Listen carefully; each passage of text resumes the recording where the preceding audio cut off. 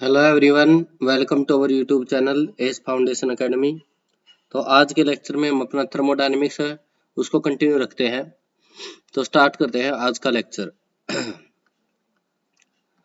Last lecture में हमने first law of thermodynamics के बारे में पढ़ा था। फर्स्ट लॉ ऑफ थर्मोडायनेमिक्स और क्या पढ़ा था हमने, प्लस हमने एक्सटेंसिव प्रॉपर्टी ई और पी, प्लस हमने इंटेंसिव प्रॉपर्टी के बारे में जाना था। ये हमारा लास्ट क्लास का कंटेंट था।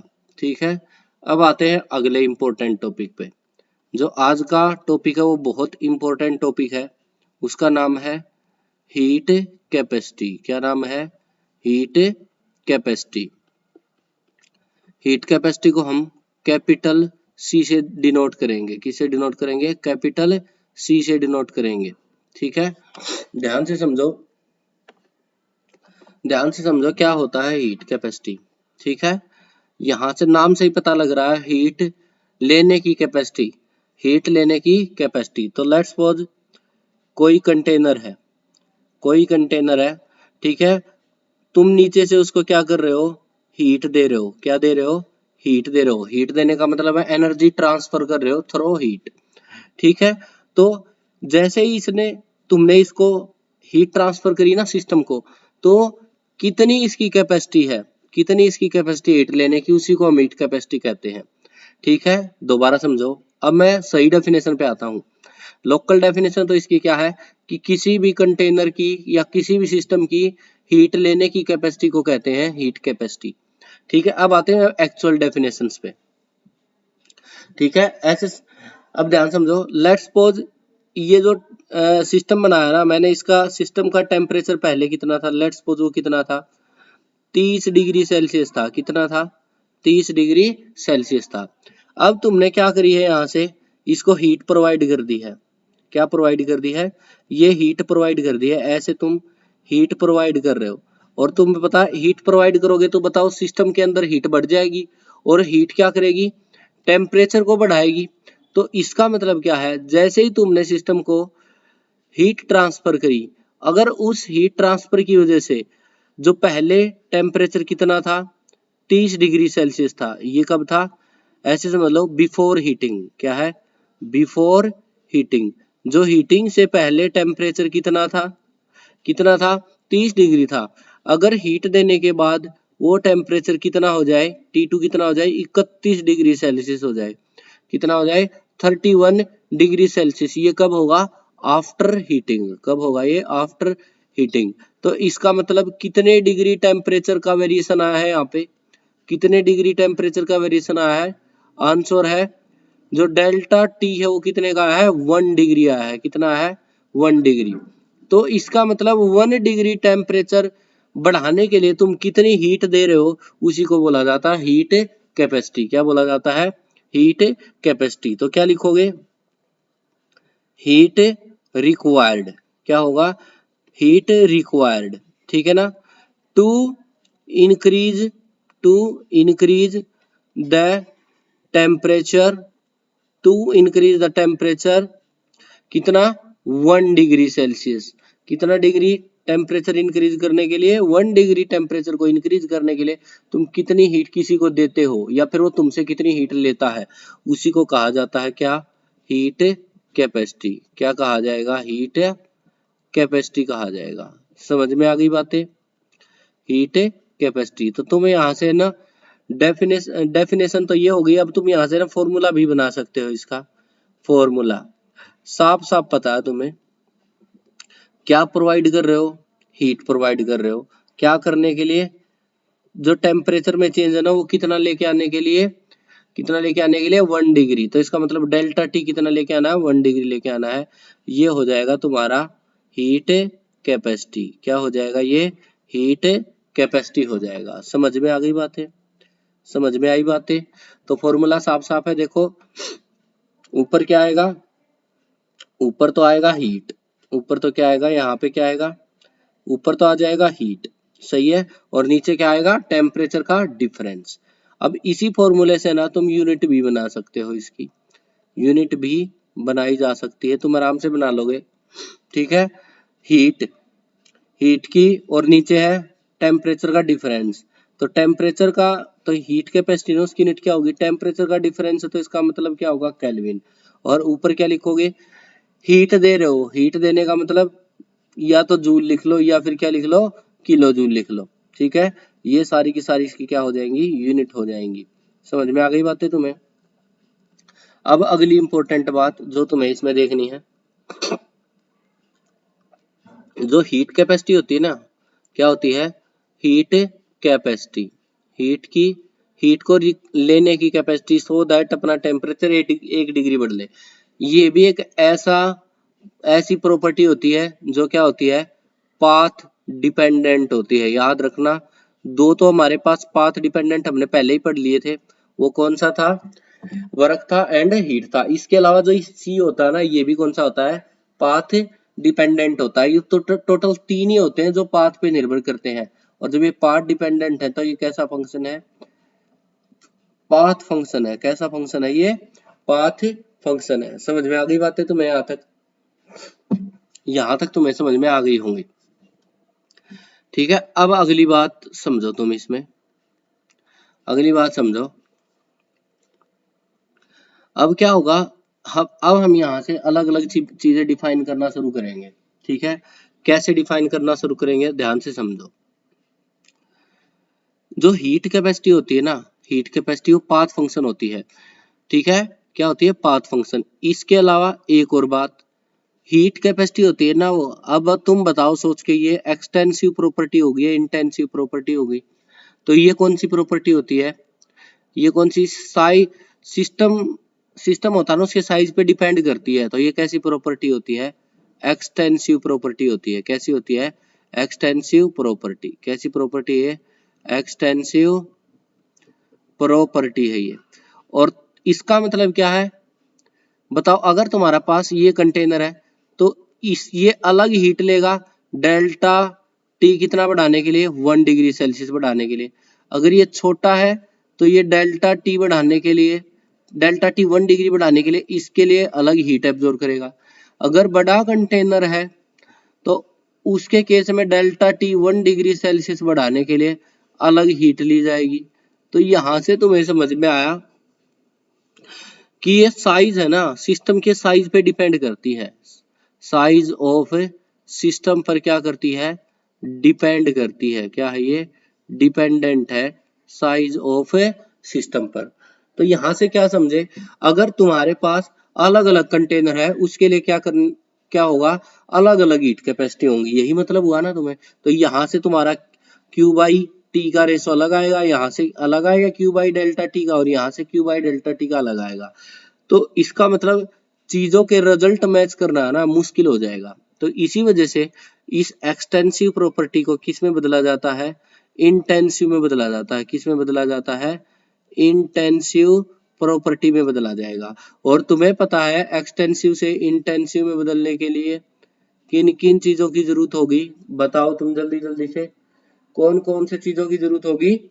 पहली जरूरत तो होगी तुम्हारी, या तो डिनोमिनेटर में ले आओ पर ग्राम, क्या ले आओ, पर ग्राम, या फिर डिनोमिनेटर में ले आओ पर मोल। समझ में आ गई बातें। पर ग्राम हो गया तो आ जाएगा नाम स्पेसिफिक हीट कैपेसिटी, पर ग्राम के लिए स्पेसिफिक आता है, और पर मोल के लिए कौन सा आएगा, मोलर। तो यहां से बन जाएगी मोलर हीट कैपेसिटी। ये दोनों बात समझ में आ गई। अब तुम ध्यान से देखो, तो इसका मतलब जो हीट कैपेसिटी है ना, क्या है, हीट कैपेसिटी है, हीट कैपेसिटी है, उसको दो तरीके से डिफाइन किया जा सकता है, फर्स्ट, और यहां से क्या हो जाएगी, सेकंड। ठीक है, ध्यान से समझो। पहली तो बन जाएगी specific heat capacity, specific heat capacity. तुमसे पेपर में पूछ ले, बताओ specific heat capacity extensive property है इंटेंसिव। मैंने पहले ही बोल दिया था लास्ट क्लास में कि अगर तुम्हारा स्पेसिफिक वर्ड आ जाए या फिर किसी के आगे क्या आ जाए, मोलर शब्द आ जाए, वो दोनों क्या बन चुकी होती हैं, इंटेंसिव बन चुकी होती है, सिस्टम के साइज पे इंडिपेंडेंट हो चुकी है। समझ में आ गई बातें। तो इसका मतलब ये दोनों दोनों कैसी प्रॉपर्टी है, वे इंटेंसिव प्रॉपर्टी है। कैसी प्रॉपर्टी है, इंटेंसिव प्रॉपर्टी है। तो इसको किससे दिखाया जाएगा, तुम किसी से दिखा लो, ऐसे लिख लो C और यहाँ पे लिख लो S। S का मतलब स्पेसिफिक हीट कैपेसिटी। अब फॉर्मूला क्या बन जाएगा, Q और बटे में हो जाएगा डेल्टा T। अब तुम बताओ किससे डिवाइड किया तुमने इससे, इसमें पर ग्राम से ना, ग्राम का मतलब क्या हो गया मास, और मास को हम किससे दिखाते हैं m से, तो यहाँ पे लिखा जाएगा m। ये क्या है, मास हो गया, क्योंकि मास की यूनिट क्या होती है, ग्राम होती है। तो ये जो फॉर्मूला बना है ना, ये तुम्हारा फॉर्मूला बन गया है स्पेसिफिक हीट कैपेसिटी का। समझ में आ गई बातें। अब आ जाओ मोलर हीट कैपेसिटी। मोलर को तुम दिखा दो cm से, m का मतलब मोलर, और क्या बन जाएगा Q divide by delta T। तुम बताओ मोल को किससे दिखाते हो, कौन से सिंबल से दिखाया जाता है, n से दिखाया जाता है, तो क्या आ जाएगा डिनोमिनेटर में n आ जाएगा यहाँ पे। तो ये बन गया तुम्हारा मोलर हीट कैपेसिटी। क्या बन जाएगा, मोलर हीट कैपेसिटी। समझ में आ गई बातें। ये दोनों की दोनों कैसी प्रॉपर्टी है, इंटेंसिव प्रॉपर्टी है। ठीक है, तो यहां से तुम्हारा देखो, अब ध्यान से समझो, जब भी केमिस्ट्री में बातें की जाती है ना, केमिस्ट्री में क्या बातें होती हैं, जितनी भी बातें होती है ना, नॉर्मली वो किसकी टर्म में चलती हैं, मोल की टर्म में चलती है। किसकी टर्म में चलती है, मोल की। इसीलिए केमिस्ट्री में है ना, मोलर हीट कैपेसिटी बहुत पढ़ा जाता है। स्पेसिफिक हीट कैपेसिटी को जर्नली यहाँ पे कम पढ़ा जाता है, या फिर कह सकते हो तुम अवॉइड किया जाता है। क्यों अवॉइड किया जाता है, क्योंकि हमें सारी चीजें मोल की टर्म में पढ़नी है। ठीक है, तो इसका मतलब अब जो हमारा मोलर हीट कैपेसिटी होगी ना, वो ज्यादा डोमिनेट करेगी किस पे, स्पेसिफिक पे, और स्पेसिफिक पे ज्यादा डोमिनेट करेगी, तो हम इसी को पढ़ेंगे। अब समझ में आ गई बातें, समझ में आ गई। तो यहां से तुम्हें क्या समझ में आया कि जो हीट कैपेसिटी है ना, उसके क्या क्या फॉर्मूले हो सकते हैं। या तो मैं simple Q by delta T लिख दूं, सही है, या फिर मैं क्या लिख दूंगा, Q divide by M delta T लिख दूंगा, अरे सही है। या फिर मैं क्या लिख दूंगा, Q divide by N delta T। समझ में आ गई बातें। तो ये सारे के सारे फॉर्मूले हैं किसके, किसके फॉर्मूले हैं, हीट कैपेसिटी के फॉर्मूले हैं।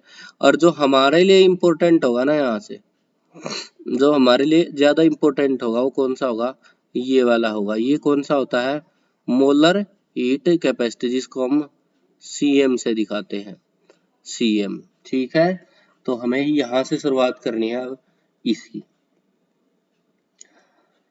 समझ में आ गई तुम्हें यहाँ से बात, यहाँ से बहुत क्लियर हो गई होगी तुम्हें चीजें। अब तो मैं एक आगे चीज समझा देता हूँ, ध्यान से समझो। तुमने यहाँ पे क्या फॉर्मूला बनाया है, फॉर्मूला बनाया है cm is equal to Q by n delta T। क्या बन जाएगा, n डेल्टा T। तो यहाँ से तुम्हारा ना Q भी आ सकता है, यहाँ से तुम्हारा क्या आ सकता है, Q भी आ सकता है। और Q क्या आ जाएगा, n फिर C फिर M, और इधर आ जाएगा डेल्टा T। क्या आ जाएगा बेटा, डेल्टा T। समझ में आ गई बातें, समझ में आ गई बातें। डेल्टा T आ गया और CM आ गया। अब यहाँ से तुम्हें बहुत अच्छे से पता है, याद करो मैंने जब तुम्हें हीट पढ़ाया था, हीट में तुमने समझा होगा कि जो हीट होता है ना, वो भी क्या होता है, पाथ फंक्शन होता है। क्या होता है, पाथ फंक्शन होता है, पाथ फंक्शन होता है। तो इसका मतलब पाथ फंक्शन है, तो ये पाथ पे निर्भर करेगा, किस पे निर्भर करेगा, पाथ पे निर्भर करेगा। अब हम दो प्रकार के पाथ डिफाइन करेंगे यहाँ पे, पहला पाथ और फिर कौन सा हो जाएगा, सेकंड पाथ। पहला पाथ होगा वो कौन सा होगा, at constant, eight constant volume.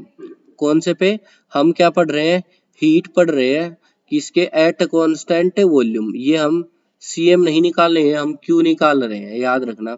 और दूसरा किस पे पढ़ेंगे, एट कांस्टेंट प्रेशर। किस पे, एट कांस्टेंट प्रेशर पर, कांस्टेंट प्रेशर पर आएगा। दूसरा किस पे आएगा, कांस्टेंट प्रेशर पर।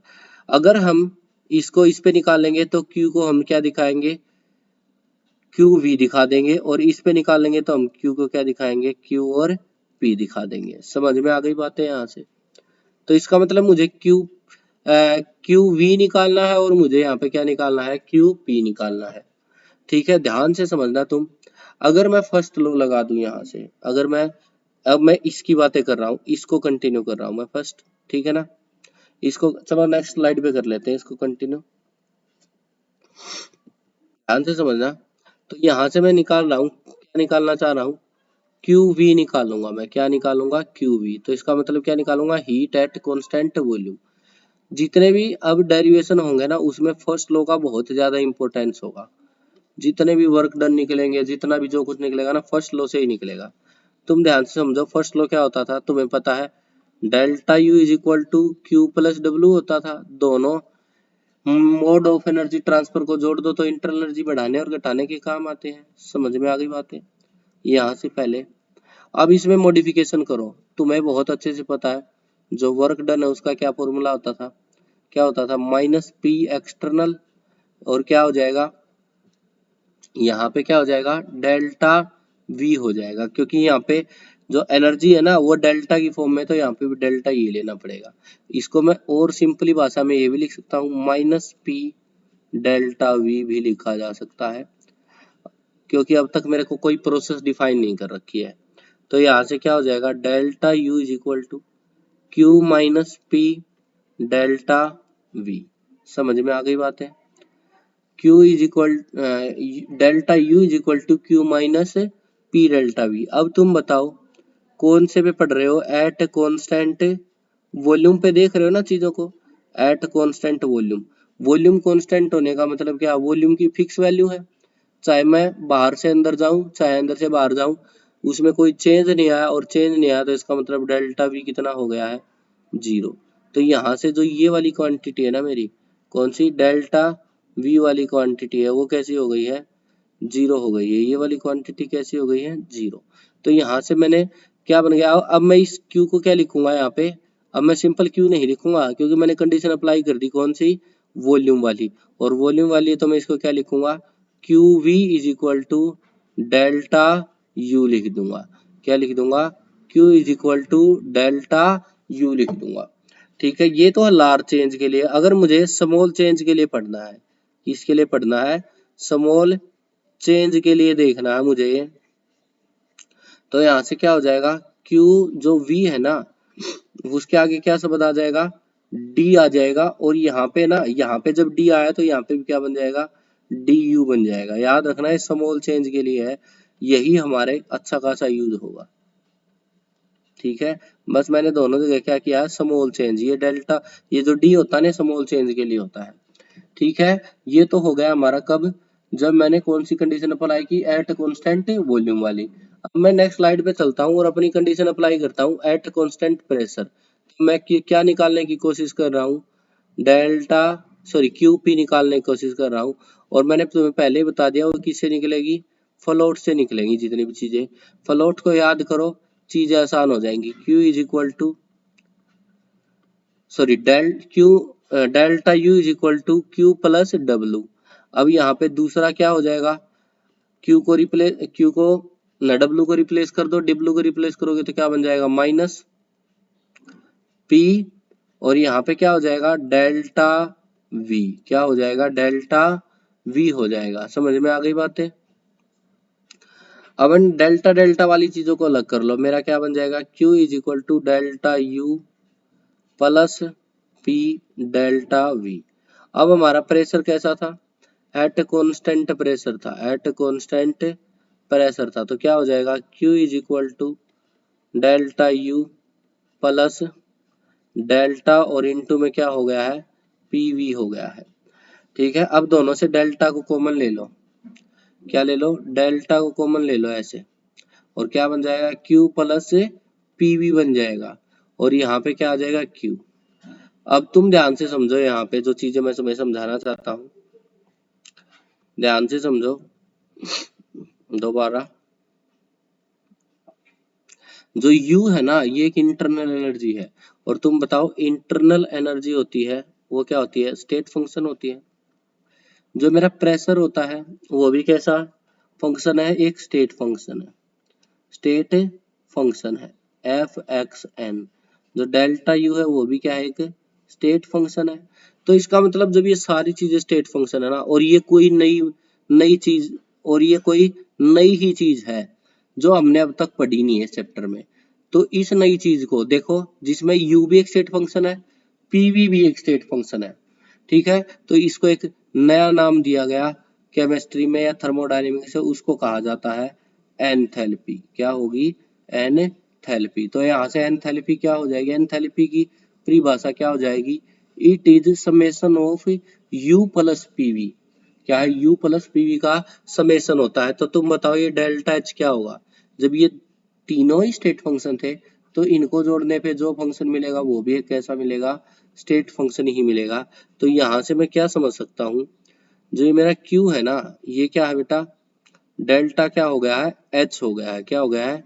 डेल्टा H हो गया है। अगर मैं बात करूं एट कांस्टेंट, अच्छा उधर ही पर प्रेशर कांस्टेंट मैंने यहीं पे डिफाइन कर दिया था, तो मैंने यहीं पे लिखना था QP और QP। समझ में आ गया? अब यहाँ पे लिखो, देखो ये तो जो मैंने पढ़ा ना, ये लार्ज चेंज के लिए पढ़ा मैंने, ठीक है। अब मैं अगर स्मॉल चेंज के लिए लिखूंगा तो क्या बन जाएगा? DQP is equal to DU। ये हमारे लिए बहुत इंपॉर्टेंट होगा, ये हमारे लिए क्या होगा? बहुत इंपॉर्टेंट होगा। तो यहाँ से तुम्हें समझ में आ गया है, ठीक है। अब हम इसको कंक्लूजन कर लेते हैं। तो यहाँ से मेरे को क्या समझ में आया, जो क्यू है ना वो अलग अलग पाथ पे डिपेंड करता है, और हमें दो पाथ पढ़ने हैं, वो फर्स्ट पाथ और कौन सा? Second path. फर्स्ट पाथ क्या था? Q at constant volume. क्या होगा? कांस्टेंट वॉल्यूम पर क्यू। दूसरा होगा क्यू एट कांस्टेंट प्रेशर। क्या होगा? कांस्टेंट प्रेशर पर क्यू। तो इसको हमारा क्या, ये हमारा क्या है? D Q V is equal to क्या है? या है, अरे रुको गलती हो गया, एक बार और, हाँ, क्या है? डी यू आया है, ठीक है। ये हमारे लिए इंपॉर्टेंट बात थी, ठीक है।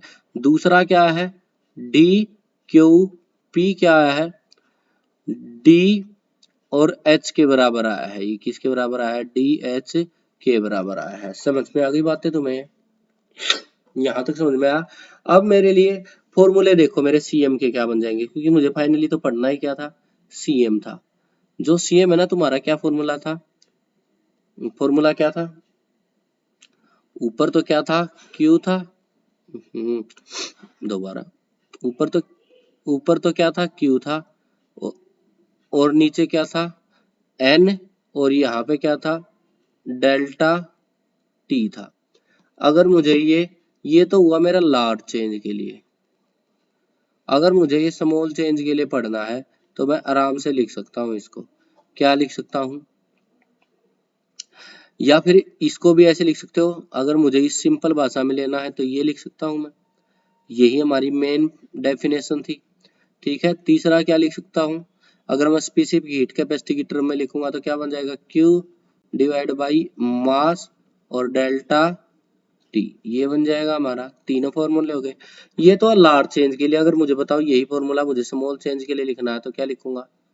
C इज इक्वल टू क्या लिखूंगा? DQ डिवाइड बाई में DT। क्या लिख दूंगा? DQ divide by DT। और तुम्हें पता है ये क्या होता है? दो बातों पे निर्भर करता है। तुम्हें अभी निकाल के दिखा दिया मैंने। DQ वॉल्यूम की बात करूं तो किसके बराबर हो जाएगा? DU। और अगर मैं प्रेशर की बात करूं तो क्या हो जाएगा? DH हो जाएगा। तो यहाँ से दोनों के दोनों तुम्हारे स्टैंडर्ड फॉर्मूले निकल सकते हैं। यहाँ से कैसे बन जाएंगे? क्या फॉर्मूले बन जाएंगे? लिख लेते हैं दोनों को। C इज इक्वल टू, ऊपर क्या बन जाएगा? ऐसे लिख लो, DQ डिवाइड बाई DT। अरे सही है, सही है ना? अगर मैं इसको मैं दूसरी भाषा में लिखना चाहूँ तो इस DQ की जगह पे क्या लिख सकता हूँ मैं? DU डिवाइड बाई में DT।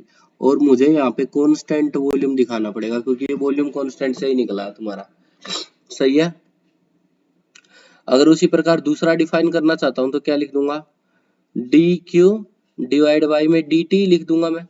पर इस Q की जगह पे अब मैं क्या लिखूंगा? DH डिवाइड बाई में DT। समझ में आ गया? Eight constant pressure. तो ये तुम्हारे फॉर्मूले बन गए हैं इंपॉर्टेंट। क्या बन गए हैं? इंपॉर्टेंट फॉर्मूले बन गए हैं तुम्हारे यहाँ पे। उसी प्रकार अगर तुम्हें cm डिनोट करना है तो नीचे मैं किससे डिवाइड कर दूंगा, किससे डिवाइड कर दूंगा, मैं मोल से डिवाइड कर दूंगा। तो क्या बन जाएगा, cm इज इक्वल टू क्या बन जाएगा, dq डिवाइड बाई में n dt। इसी प्रकार यहाँ पे लिख दूंगा, ठीक है, क्या लिख दूंगा, 1/n और यहाँ पे क्या बन जाएगा du डिवाइड बाई dt और यहाँ पे क्या आ जाएगा, वॉल्यूम आ जाएगी। तो इस प्रकार से लिखा जा सकता है इसको, यहाँ क्या लिखा जा सकता है, इस प्रकार लिखा जा सकता है। समझ में आ गई बातें, समझ में आ गई बातें ना। अब आते हैं अपने लास्ट बात पे, और उसके बाद हीट कैपेसिटी खत्म हो जाएगी, हीट कैपेसिटी हमारी क्या हो जाएगी, फिनिश हो जाएगी। ठीक है, ध्यान से समझो, जो लास्ट बात बचती है इसमें, जो हीट कैपेसिटी होती है ना, जो क्या होती है, हीट कैपेसिटी होती है, जो हीट कैपेसिटी होता है ना, वो कैसा फंक्शन होता है, वो एक पाथ फंक्शन होता है। क्या होता है, एक पाथ फंक्शन होता है। दूसरी इंपॉर्टेंट बात जो ये होता है ना, ये हीट कैपेसिटी, हीट कैपेसिटी ये किस पे निर्भर करता है ना, ये टेम्परेचर डिपेंडेंट होता है। क्या होता है, टेम्परेचर डिपेंडेंट होता है, ये याद रखना। टेम्परेचर के डायरेक्ट ही रिलेशन होता है इसका। ऐसे लिख सकते हो, cm is equal to function, किसका फंक्शन है, of temperature. Function of temperature का मतलब होता है cm is equal to cm is dependent upon temperature. तो यहां से तुम्हें ये समझ में आ गया है, ठीक है। तो आई होप तुम्हें यहाँ तक समझ में आ गया होगा। तो एक बार हम ना इसका कंक्लूजन कर लेते हैं, एक बार हम क्या कर लेते हैं, इसका कंक्लूजन करते हैं अपनी नेक्स्ट स्लाइड पर। नेक्स्ट स्लाइड पे आते हैं और इसका कंक्लूजन देख लेते हैं। और जैसे ही तो स्टार्ट करते हैं आज का कंक्लूजन। एक बार कंक्लूजन, कंक्लूजन देख लेते हैं, ठीक है। फटाफट से समझो कंक्लूजन में हमें क्या क्या समझना है।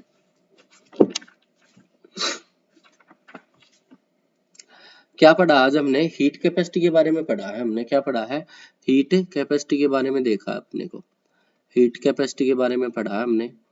हीट कैपेसिटी होती है C, ये मेरी कोई काम की नहीं होती है, क्योंकि ये क्या होती है, साइज ऑफ सिस्टम पे डिपेंड करती है, इसलिए मुझे इसमें इसको 2 में बदलना पड़ा। या तो स्पेसिफिक में बदलूंगा, या तो मैं किस में बदलूंगा, इसको स्पेसिफिक में बदलूंगा, या फिर किस में बदलूंगा, इसको मोलर में बदलूंगा। 1 मिनट रुक जाओ, एक बार हम चार्ज लगा लूं इसको।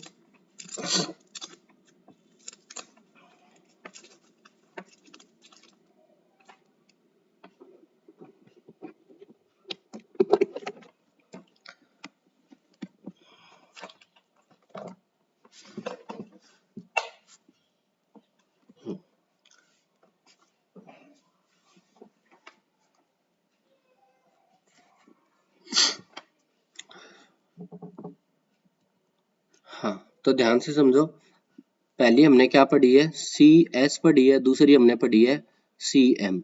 एम वाले में बटे में एन लिख देना, और अगर मैं यहाँ पे लिखूंगा तो D Q divide by D T लिख दूंगा। इसमें क्या लिख दूंगा, 1/m, और यहाँ पे लिख दूंगा D Q divide by D T. समझ में आ गई बातें, ये हमारे काम की है, तो इसी को लेके हम आगे पढ़ेंगे। ये इंटेंसिव प्रॉपर्टी है। और यहाँ से हमने क्या निकाला, फिर डी क्यू निकाला है। और डी क्यू दो बातों के हिसाब से आ सकता है। पहला तो क्या हो सकता है, constant volume, constant volume, constant volume पे क्या आ जाएगा, डी यू आ जाएगा। और दूसरा किस पे आ सकता है, डी क्यू पी, इसका मतलब वो क्या आ जाएगा, डी एच आ जाएगा। समझ में आ गई बातें। तो यहाँ से तुम्हारे दोनों के फॉर्मूले बनाए जा सकते हैं। क्या बनाए जा सकते हैं, दोनों के फॉर्मूले बनाए जा सकते हैं। इधर वाले को क्या बोलोगे तुम, सी एम वी कहते हैं, क्योंकि वॉल्यूम पे पढ़ रहे हो। और क्या बन जाएगा, 1/n, और इधर क्या बन जाएगा, D you divide by D T V. समझ में आ गया। और इधर वाले को क्या बोलोगे तुम, सी एम पी, क्या बोलोगे, C M P 1/n D H divide by D T P. समझ में आ गया, समझ में आ गया ये दोनों के दोनों। अब याद रखना, अगर मैं इन दोनों का रेशो ले लूं ना, इन दोनों का क्या कर लूं, रेशो ले लूं। अगली स्लाइड पे देख चलते हैं। है ना। अगर इन दोनों का मैं क्या कर लूं, रेशो ले लूं, उस रेशो को कहा जाता है गामा। रेशो ऑफ किसका, CPM and CVM is called gamma. क्या कहा जाता है, इज कॉल्ड गामा। तो गामा क्या हो जाएगा, CPM डिवाइड बाई CVM। तो यहाँ से तुम्हें समझ में आ जाएगा ये वाला रेशो, बहुत काम आएगा ये आगे। ठीक है, अब आते हैं इन दोनों में रिलेशन क्या है, उस रिलेशन को देख लेते हैं फटाफट से। ठीक है, वही वेरी इंपॉर्टेंट रिलेशन है। रिलेशन किसके बीच में, बिटवीन बिटवीन किस किस के बीच में, CPM एंड CVM। किस किस के बीच में, CPM एंड CVM। ध्यान से समझो, फॉर्मूला लिख दो, उसके बाद अपने आप रिलेशन आ जाएगा। लिखो फॉर्मूले, CPM किसके बराबर हो जाना है, फटाफट बोलो, CPM किसके बराबर हो जाएगा, किसके बराबर हो जाएगा। यहाँ पे याद रखना, जो ये मैं ले रहा हूँ ना, ये 1 मोल के लिए ले रहा हूँ। चलो पहले लिख लो, क्या हो जाएगा, 1/n, इधर क्या हो जाएगा DH डिवाइड बाई DT, इधर क्या आ जाएगा P, और दूसरा क्या हो जाएगा CVM 1/n, और इधर क्या हो जाएगा DU डिवाइड बाई DTV। समझ में आ गई बात। अगर मैं यहाँ पे बातें करूँ 1 मोल के लिए, कितना ले लूँ, 1 मोल ले लूँ। मोल कितना ले लिया मैंने, 1 ले लिया। तो इसका मतलब अब मेरे लिए यहाँ पे क्या हो जाएगा, CPM कितना हो जाएगा, कुछ नहीं, DH डिवाइड बाई क्या बन जाएगा, DT बन जाएगा। और अंडरस्टूड बात है, H लिख दिया तो मैंने यहाँ पे प्रेशर की बातें कर दी है। और यहाँ पे क्या हो जाएगा, CM इज इक्वल टू क्या बन जाएगा, DU डिवाइड बाई DTV। ठीक है, इन दोनों को क्या करो, माइनस कर दो। क्या कर दो, एक बार माइनस करो, इन दोनों को क्या कर दो, माइनस कर दो। क्या बन जाएगा, CPM माइनस CVM। इधर वाला क्या बन जाएगा, DH, अरे सही है, DH क्या था, बटे DT था। मैं यहाँ पे अंडरस्टूड बात है, ये प्रेशर के लिए बात है, यहाँ पे मैं P नहीं लिख रहा हूँ। और दूसरे वाली बात किसके लिए है, DU बाई DT, ये वॉल्यूम के लिए है। ठीक है, ये तो हुआ पहला। अब तुम ध्यान से देखो, हमने ना कुछ टाइम पहले ना एंथैल्पी को डिफाइन किया था। एंथैल्पी क्या परिभाषा थी, U प्लस PV का समेशन इज कॉल्ड एंथैल्पी। सही है, तुम्हें आइडियल गैस इक्वेशन पता ही है। अगर वो आइडियल गैस इक्वेशन 1 मोल के लिए लिख दो तो क्या बन जाएगा, PV इक्वल टू क्या बन जाना है मेरा, RT। तो मैं इसकी जगह पे क्या रख सकता हूँ, RT लिख सकता हूँ। तो क्या बन जाएगा, H is equal to U plus RT बन जाएगा। अगर मान लो इसमें पूरी को डिफरेंशिएट कर दूं विद रिस्पेक्ट टू टेम्परेचर, तो क्या बन जाएगा, ये DH डिवाइड बाई क्या बन जाएगा, DT। वो क्या बन जाएगा, DU डिवाइड बाई DT। और इधर क्या बन जाएगा, प्लस R। तो यहाँ से मैं लिख सकता हूँ DH divide by DT minus DU divide by DT is equal to R। तो यहाँ से एक तो इक्वेशन मैंने ये मान ली, इसको मान लेता हूँ इक्वेशन फर्स्ट। क्या मान लेता हूँ, इक्वेशन फर्स्ट। समझ में आ गई बातें। इसको मान लेता हूँ मैं इक्वेशन सेकंड। क्या मान लेता हूँ, इक्वेशन सेकंड। समझ में आ गई बातें, दोनों बातें आ गई। तो अब इन दोनों को इक्वेट कर दो और तुम्हारा इन इक्वेट करते ही तुम्हारा रिलेशन आ जाएगा क्या, CPM minus CVM is equal to R। याद रखना है कितने मोल के लिए आया है, 1 मोल के लिए। कितने मोल के लिए आया है, ये 1 मोल के लिए लेके आया हूँ। दूसरे टर्म में भी लिख सकते हो, ऐसे भी लिखा जा सकता है, CP minus CV is equal to R। तो तुम बताओ, इस रिलेशन को देख के तुम्हें क्या समझ में आता है, कौन ज्यादा बड़ी वैल्यू होगी, CP ज्यादा बड़ी वैल्यू होगी या फिर CV, इनमें से कौन सी बड़ी वैल्यू होगी। तो तुम्हें साफ साफ पता लग रहा है इधर से कि मेरी जो CP है ना, वो तब निकलेगी जब मैं R में क्या ऐड करूंगा, CV ऐड करूंगा। क्या करूंगा, CV। तो बताओ, अगर ये ऐड होगी तो इसके साथ ये भी ऐड हो रही है, तो टोटल वैल्यू क्या हो जाएगी, बड़ी हो जाएगी। तो CP हमेशा ज्यादा होता है किससे, CV से। तो ये क्या होगा, एक इम्पोर्टेंट रिलेशन होगा हमारे पास। समझ में आ गई बातें? तो यहाँ तक तुम्हें समझ में आ गया होगा, यहाँ तक तुम्हें क्या हो गया है, समझ में आ गया होगा। इसके अलावा जो भी है वो हम नेक्स्ट क्लास में पढ़ेंगे। आज के लिए हम इतना ही रोकते हैं, ठीक है? आज के लिए इतना ही। बाय, धन्यवाद। इंग्लिश में थैंक यू, बाय।